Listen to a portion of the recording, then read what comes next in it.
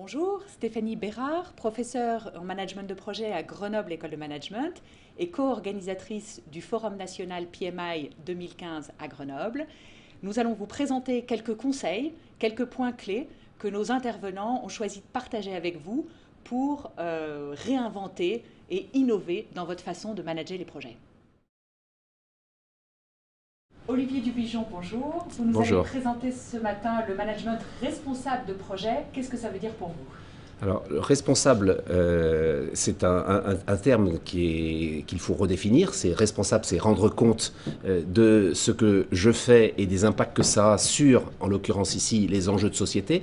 Et donc, un projet doit répondre évidemment à une exigence technique et une exigence commerciale, comme tous les projets. Et donc pour cela, on a les méthodes classiques, linéaires, de gestion de projet, où on se pose la question qui s'en occupe, combien ça coûte, combien de temps on a pour le faire, comment on va s'organiser, etc. Donc ces questions sont classiques.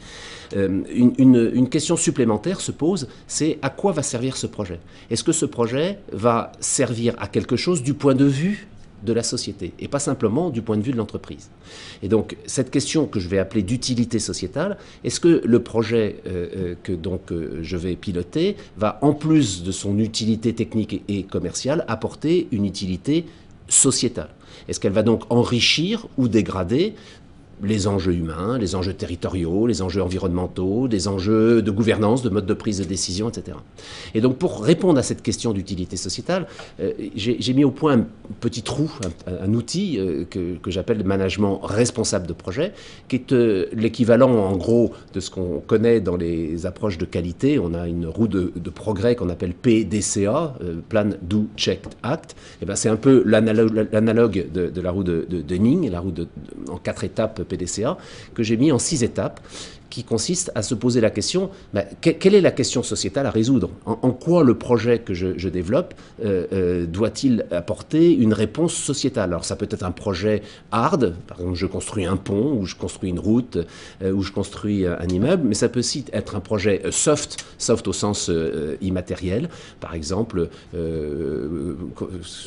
construire par exemple un webzip dans les quartiers nord de Marseille, pour citer un projet que je connais, et donc sur ces projets, qu'ils soient hard ou soft, comment on va pouvoir piloter l'utilité sociétale de ce projet? Et donc, est-ce que vous avez des grandes entreprises qui vous suivent sur ces projets responsables?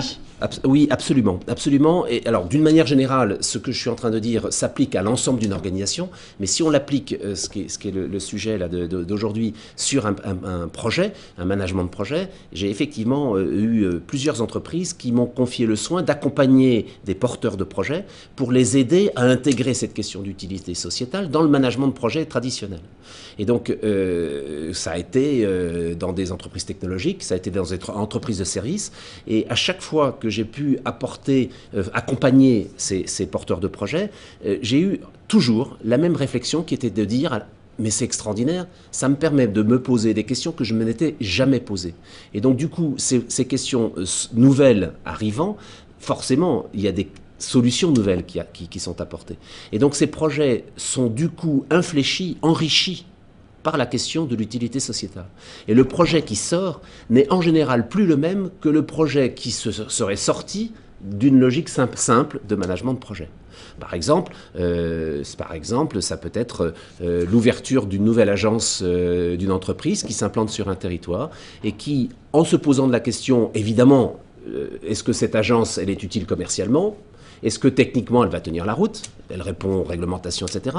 Mais si je me pose la question, est-ce que cette agence va apporter une utilité sociétale? Elle va plus être conçue de la même manière, elle va peut-être plus être positionnée au même endroit, elle ne sera plus organisée et pilotée de la même manière, puisqu'on va essayer de faire en sorte que cette agence apporte une utilité sociétale et que cette utilité sociétale soit pilotée pendant tout le cycle de vie du projet, soit donc évaluée et qu'on puisse rendre compte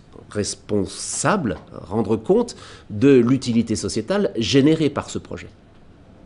Du coup, l'utilité sociétale serait créatrice de valeur bien au-delà de la société et pour l'entreprise? Alors, elle est créatrice de valeur au pluriel, puisqu'elle est créatrice d'une valeur économique, puisqu'effectivement, un tel projet qui s'enrichit par une troisième question, utilité sociétale. Je rappelle que les deux premières, c'est la question du sérieux technique et puis du potentiel commercial et donc économique. Eh bien, un projet qui s'enrichit de cette troisième question, est-ce qu'en plus ce projet enrichit ou dégrade la société? Effectivement, apporte une valeur à la société, une valeur sociétale. Et évidemment, si c'est une entreprise qui pilote, une entreprise ou une collectivité qui pilote un tel projet, eh bien, il faut évidemment que ce projet enrichisse la viabilité économique, sa propre viabilité économique, et donc la viabilité économique de l'entreprise. Donc c'est donc une valeur sociétale qui se met au service d'une valeur économique, et une valeur économique qui se met au service d'une valeur sociétale. C'est donc une valeur sur deux axes différents, complémentaires. Merci beaucoup. Merci.